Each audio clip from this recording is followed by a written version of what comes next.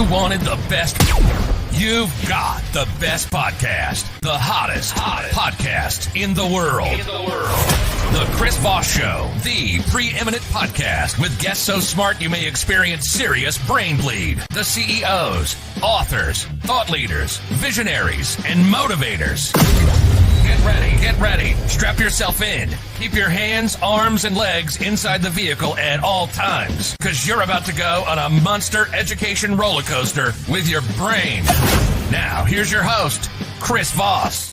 I'm Chris Voss here from thechrisvossshow.com. The Chris Voss Show. Well, I'll let her do it. There you go. I did it for 14 years, and now she does it, and sometimes I forget. I kind of like doing it. It's kind of fun. There you go. But, after 14 years, I had to hang up the hat and leave it to the opera singer who knows what she's doing, and I certainly don't. We have an amazing gentleman on the show we're going to be talking to today. His name is Vernon Oakes. He's an everything cooperative general partner. We're going to be talking about his business, what he does, his radio show, his podcast, et cetera, and we'll get into it. He hosts the leading weekly national radio program for the U.S. cooperative community. He's general partner in Everything Co-op Communications, LLC, a media company that promotes cooperative business models by providing education and resources specifically for under-resourced Americans and their communities. Vernon has significant national and international experience in various business activities, including France, marketing, sales forecasting, distribution and service, and systems design. He became familiar with cooperative business models as a residential property management company owner and has more than 40 years of experience in property and asset management. Welcome to the show, Vernon. How are you? Chris, I'm doing great. How are you doing today? I'm doing excellent, especially now that you're here. It's an honor to have you, sir. Give us your .coms. Where can people find you on the interwebs? So it's everything.coop, everything.coop. There you go. Or everything.coop. Or no, hold on. Everything.coop. Never mind. I'm just being funny. Don't do that, people. It's co-op. So give us a 30,000 overview of what you guys do there at Everything Co-op Communications. So I got my MBA out of Stanford. And every decision was made on what's the highest rate of return on investment for the shareholder. And I didn't like it at the time, but I couldn't articulate it until I learned about co-ops as I was managing them and watching everyday people run a business and do it extremely well, get the education they need to run a business and hold each other and everybody accountable. So I fell in love with this co-op model because it just does a lot for the people that are in it, as opposed to shareholders that may not even live in the community. And it benefits the community and families in those communities. There you go. So you go through all that stuff and help people. And what made you prompt you to start the radio show and then eventually the podcast? And how does that work? So I was the president of the National Association of Housing Co-ops, and I had two older gentlemen, Herb Fisher, a lawyer out of Chicago, and Roger Wilcox. Roger was in his 90s and Herb was in his 80s at the time. And they kept telling me that if developers would build co-ops and people would buy them. And I listened to that for a while, but I put my marketing hat on and said, people just don't understand co-ops. So if people demanded housing co-ops, then developers would build them and then they would buy them. And so I started going around being on radio shows, and I was on a radio show called the Thornton Business Hour. And the person in charge of the station came out and said, you should have your own show. That was June 11 years ago. And we were only going to do it for the month of October, which is co-op month, and that year. But I liked it, people liked it, and we've been doing it now for almost 11 years. Wow. And then you converted it into the podcast. Is it entitled the same on the podcast? What is it entitled on the podcast thing? Is it the same? Yeah. Okay, so that makes it easy to take and do. It's so funny, all the different business things that are out there. How did you get started in this business? Tell us how you were growing up, how you were influenced, et cetera, et cetera. So I was born in New York City. My parents met there, World War II. They were both World War II vets. but my father was from West Virginia, so we moved to Bluefield, West Virginia, where I grew up.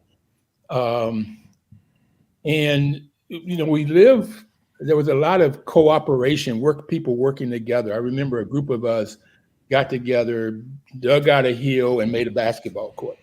So we worked together, and that was good.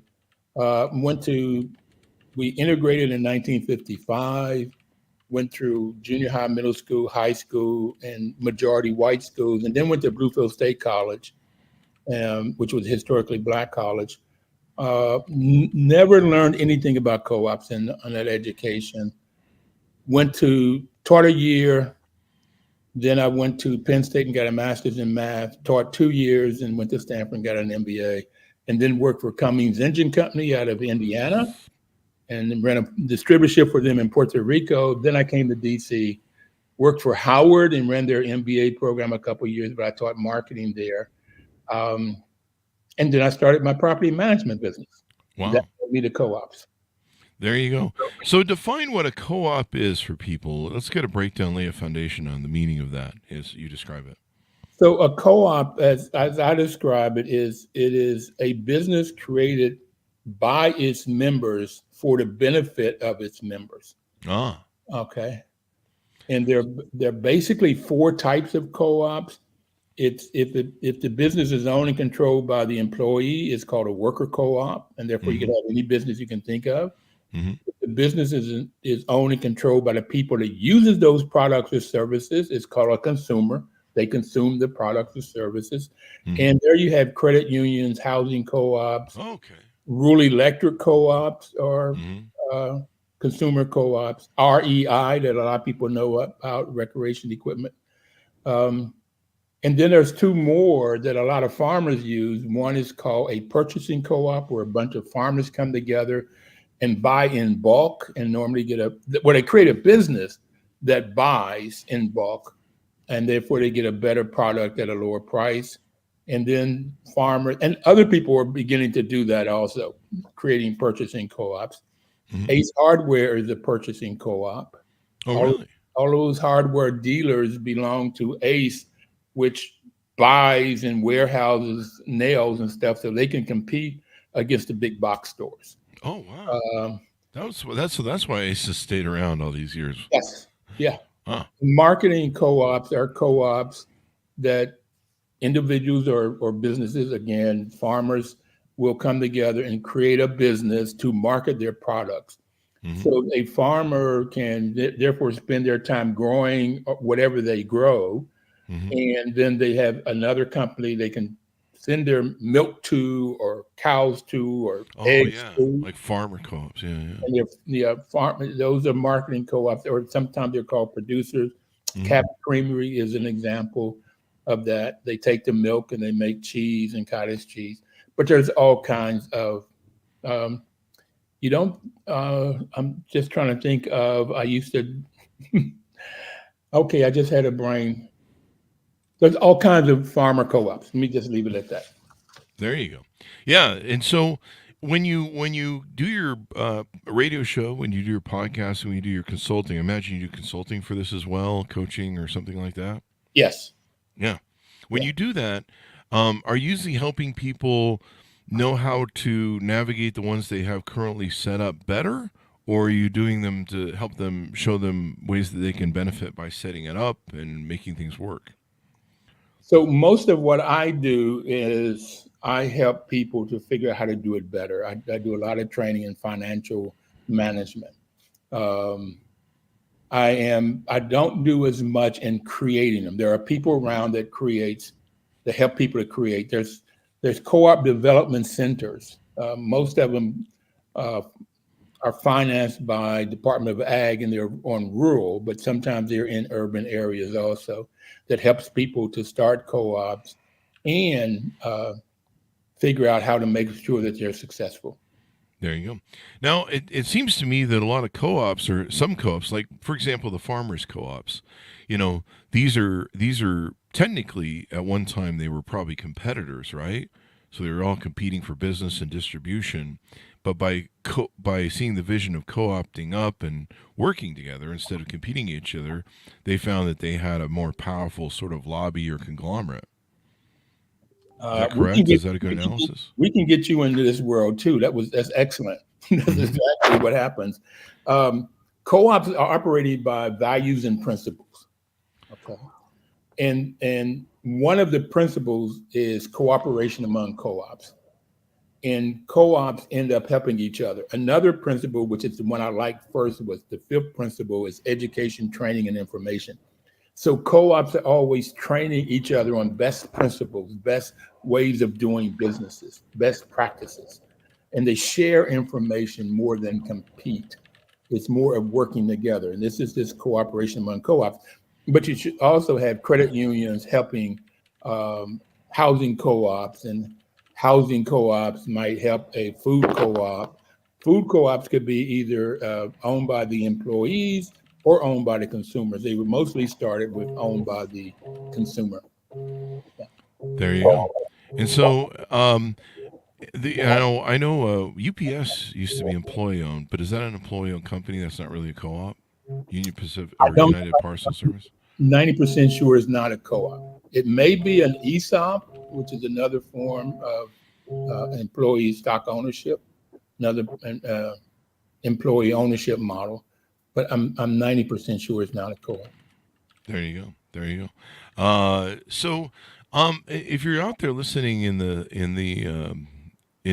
field, does this only pertain to like certain businesses, or can a lot of businesses pull this off in working with their competitors and creating co-ops? So right now, baby boomers, there's something like own 60% of small businesses. And they're a lot of times they don't have a succession plan. And so these turning into a employee owned, either a co-op or ESOP, turning into an employee owned is a great way of the business owner getting some of the asset value out of that business. Mm-hmm. I like co-ops. If you've got a business and the employees start owning it and making decisions, they normally make better decisions when they are working together. These employees are in the world, out on the front line doing the work. Mm-hmm. So they understand the business and getting that information back to the decision table. Mm-hmm. That's why co-ops, for the most part, if a co-op is started today, 10 years from now, 90% of them are still in business. But if it's a capitalistic business, 90% of them are out of business. Mm-hmm. Because people are working together, helping each other, and it's for the community, and the community rallies around them in bad times. I would imagine that, the big boxing of America, the warehousing big boxing of America, had made it, really was destructive to Main Street and small players and medium-sized players as well. And so I imagine co-opting is probably the best way to compete with that craziness. It could be the Walmarts, the Home Depots, all that sort of stuff. Oh, I absolutely think so. I think co-ops is the answer to combat the big box stores, because they do go in and they just mess up downtown, they mess up Main Street, take all of the business away. And the small hardware stores go out of business with Home Depot and Lowe's and all of those different places. So they have to compete. A lot of times when they're buying products, if they're buying small amounts, so they pay a higher price. Mm-hmm. If they can get into an Ace Hardware, and that's what happens to Ace a lot of times, is family-owned hardware stores that would become a member of Ace, and then they can buy. They have the option of buying from Ace or buying outside. Mm-hmm. Right? So they can get things, and they can compete then against the big box stores. Yeah, and we've had like with coaches, a lot of coaches compete with each other in the coaching market. We've had people on the show, they've created coaching conglomerates. I don't know if everyone has a vote, but they'll like create websites for directories, and they just kind of learn promoting others raises their promotional level, their awareness level of people seeing them, and a rising tide lifts all boats. Basically, I guess that's technically the whole concept of co-op. Like I said, we can get you. I'm a see if I can get you involved in this co-op world because you know it. That's exactly what happens. Yeah, Okay. yeah. Maybe we should get all the podcasts together, and we should all, I don't know, work together instead of. Well, we don't really fight each other. I don't know. I don't really fight podcasts. Like I mean, to me, rising tide lifts all boats. The better the podcasting has been for everyone, the more people are listening to podcasts as opposed to, I don't know, whatever they should be listening to. but Good podcast. Yeah, good podcast. Yeah. So, so it's definitely helped the podcasting business. It's helped my business. It's helped bring more listeners. But yeah, I can't compete with, if they're an NFL star hosting a podcast or if they're, a movie star, Hollywood hosting a podcast. I can't compete with that. I can bring them on my show, but I can't compete with that. If Oprah wants to start a show, she's going to have 24 million, members of her audience overnight. Where we're still trying to get to 24 members in our audience, 24 million members in our audience that listen to the podcast every day. Working on people. We're at 23 million, I think, something like that. Oh, fantastic. We're in the millions, so that's all that matters. I'm in the thousands, so I've got a ways to go. Thank you. 24 million is, but she's Oprah. What are you going to do? You can't compete with that.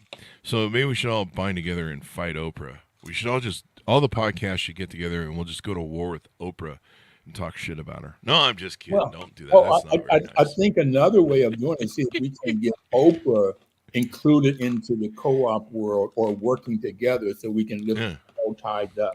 Yeah, we can get Oprah to just give us all cars, man. Yeah. You get a car and your podcast gets a car and your podcast gets a car. I like this idea. See, this is why you're the pro at this. So what are some other aspects, what are some of the challenges you run into with co-ops? Is there maybe some, because sometimes people don't get along well.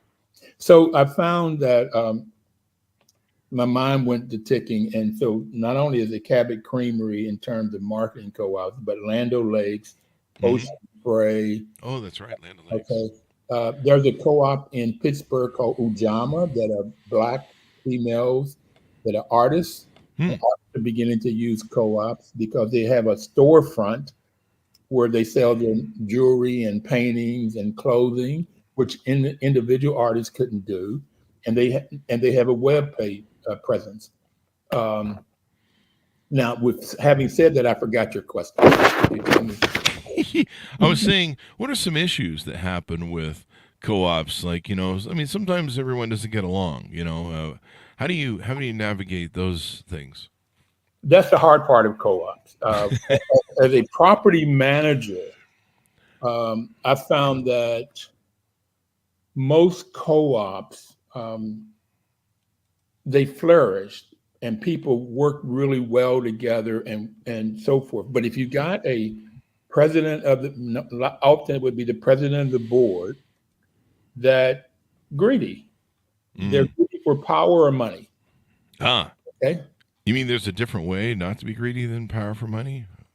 Well, those are the two things that most people want. Power and or money, and sometimes it's the power so they can get the money. But okay. Where you get the money and you get the power. And then you get the women. Wait, is that from Scarface, the movie? Okay. Is that a line from Scarface? First you get the money. That is the problem with co-op. So the secret of it is it's finding those people as soon as you can and following the bylaws and the rules of cooperation so you can get them out as soon as you can. As a property manager, I found it difficult because I wanted to do things according to federal laws, DC, I'm in Washington, DC laws, and then the bylaws of the co-op in that order. And so when I found somebody that was not following the laws, it was normally because they wanted something. And too often it was that power. So it is as soon as you can.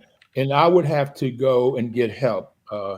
National Co-op Bank had loans out and they would come in. They were the easiest to help sort that out. HUD, a couple of times I was able to get them to come in to help because they had the loan or the mortgage or they had some kind of a subsidy program in there. But that is in fact the hardest part of co-ops. When things go wrong, they are big. Most of them are highly successful and work extremely well. But when they're wrong, you gotta get in there quickly and get that out, nudge it out, get it out. There you go. Does so? What's the best way to go about that? Is that you need to stay in. You need to have really thick rules and regulations, and you need to really. You need to make sure that there's guidelines and penalties. I learned over business of time that my rules and regulations and manuals just kept getting thicker and thicker, and contracts kept getting thicker and thicker as time went by. Yes, yeah.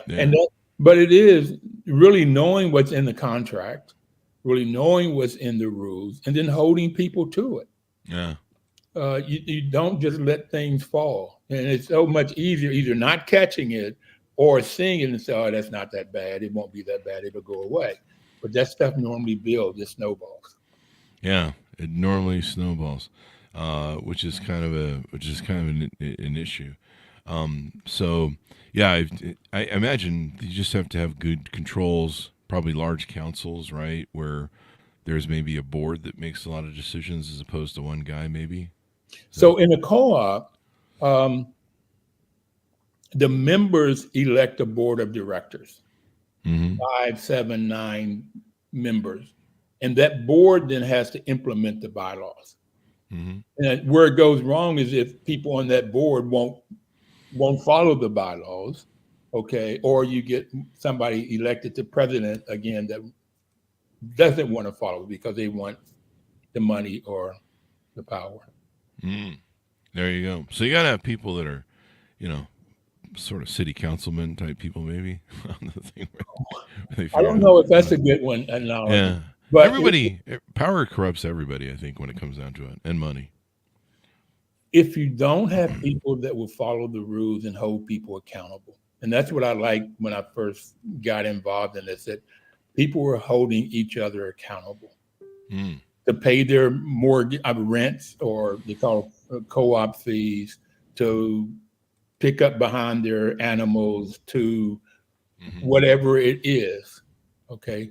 But to have classes on what the house rules or the bylaws are for the members and then holding them to it.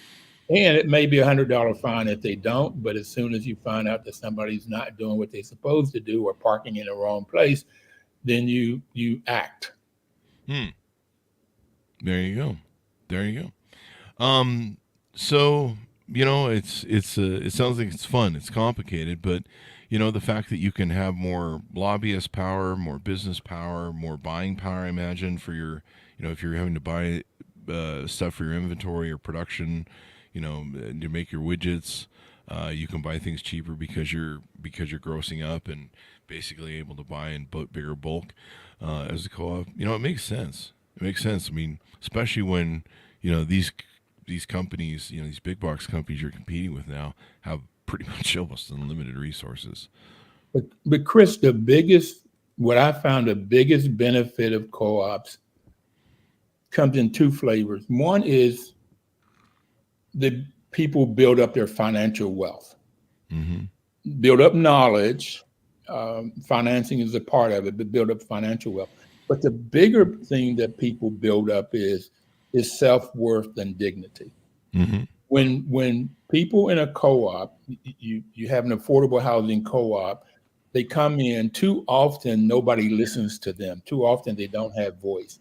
But when you can help train them to where they have voice, they see they're listened to, they see that their voice will help in making the decisions, they get self-worth and dignity, and that's the biggest piece of it. And that follows all the way through from the individual to the family to the community. Wow. So that to me is what I have found is the bigger benefit is the financial wealth. It is businesses that really help community, but at individual level, Mm-hmm. give voice, critical. There you go. There you go. What are some things that the benefits or issues with co-opting we haven't covered or talked about, or questions I haven't asked you? Well, the benefits we've talked a lot about the benefits. Um, the only negative that I see is this power grab. Mm. Um, the education has to happen. That's the fifth principle of education, training, and information. Mm-hmm. That has to happen in order for a co-op to work. The other benefit, though, is that we find during the Great Depression, during the Great Recession, that co-ops were more resilient than non-co-ops. Oh, really? Yeah, and that was the reasons I was telling you earlier that you have the people that own it. They'll do things like take a 10% overall cut in pay. They'll decide to, and instead of letting somebody go, we'll all take a reduction. You have Mm. the co-op is in the community, and when it's in the community and the community knows about it, the community supports it. They Oh, may there you support go. the co-op before they support the non-co-ops. So So they you, might shop at you opposed to the Walmart. yeah, and to share the overall the ethical values of honesty, openness, social responsibility, and caring for others. There you go. You got the values of self-help, self-responsibility, democracy, equality, equity, and solidarity. It's Mm-hmm. always interesting to me. It starts with self-help and ends with solidarity. That people are working together, and the individual is trying to figure out how do I work so that me and my family are better, but how do we Mm-hmm. do that together? Um, and you build community. There you go. I see the benefits way outweighing the negatives. Oh When yeah. when the negative happens, though, it's terrible, particularly if it's not cut quickly. Yeah. Well, I imagine, like I said, lots of rules and regulations, oversight, all those sort of things that you find, you have to do in an organization, you know, and you've got to anticipate for the issues. And do you find you come in a lot to clean up sort of issues like this where a community's having a challenge and they're trying to figure out how to resolve it? No, that I don't do that work. There are some Mm-hmm. people out that does that work, but that's not the work that I do. So no, I don't come in. There Um, you go. There you when go. when you go, there's a conference called Up and Coming, and that's for people that are starting food co-ops. Mm. They come to this conference, and what you see is the older food co-ops that may have started in the '70s coming in and helping the ones that have an idea of a co-op, one Mm-hmm. that's going to come down the road. Or so people are working together. And that's the part of co-ops that I love is how Mm-hmm. people share information. Uh, there's some funding co-ops or that co-ops that fund uh, uh, co-ops. Their losses is around 1 to 3%. Oh, wow. Very, very, very, very, very minimal for all of the reasons that we've already talked about. Oh. So they probably don't go out of business as much because, I mean, if you're an individual business, you have a lot of high chance of failure, especially when you're new, or market conditions change. Probably if you're in a co-op, you have a better survival rate, right? Yeah. Yeah. Yeah. I was saying that 10 years from now, those co-ops that started today, 90% of them will be in business. Now, what you'll Wow. find out, Chris, is as people are learning and putting it all together and trying to figure out how to work together, they may decide not to start the co-op. Mm. Okay. But those that get started have a high chance of success. Mm. So what's the best way people can get advice from you, find out more from you on how to onboard with some of your consulting and learn more about co-ops and options they have? So you can go to everything.coop, or I am also a consultant for Colluminate. That's lighting the path together. Co-illuminate. We work together to illuminate the path. .coop. There you go. There you go. And people can listen to the podcast, et cetera, et cetera. And final thoughts as we go out on the show. If you really want to be successful and you want your family to be successful, you want your community to be successful, then look at starting a co-op or being a patronage to a co-op, buy from a food co-op, do your business with co-ops. It's a way that really helps the community and help the individual. There you go. And survivalship, too. I love the survivalship aspect of it. There's so many companies I've started that they just didn't survive, partially because we had too many things going on, too many plates spinning at one time. But, they just didn't hit, and then I had companies that did hit and did very well for 20 years, and then, the 2008 crisis came. Yeah. You can laugh about it now, and then I'm going to go cry after the show. Anyway, no, I'm just kidding. I'm over it. But I think I am. I don't know. Do I sound like I'm over it? I don't sound like I'm over it. But I'm being funny. So thank you very much, Vernon, for coming on the show. We really appreciate it. Thank you, sir. And I'd love to have you on the show, and I want to get you to be a cooperator. Let's chat about it. The foundation. You know what, though? I don't work along with good with other people, though. That's my issue. That's why I'm an entrepreneur, because I know. So there you go. Anyway, Vernon, thank you very much for coming on the show. We really appreciate it. Thanks to our audience for tuning in. Go to goodreads.com/Chris Voss, LinkedIn.com/Chris Voss, Chris Voss, one on the TikTok, and all those crazy places on the internet. Thanks for tuning in. Be good to each other. Stay safe. We'll see you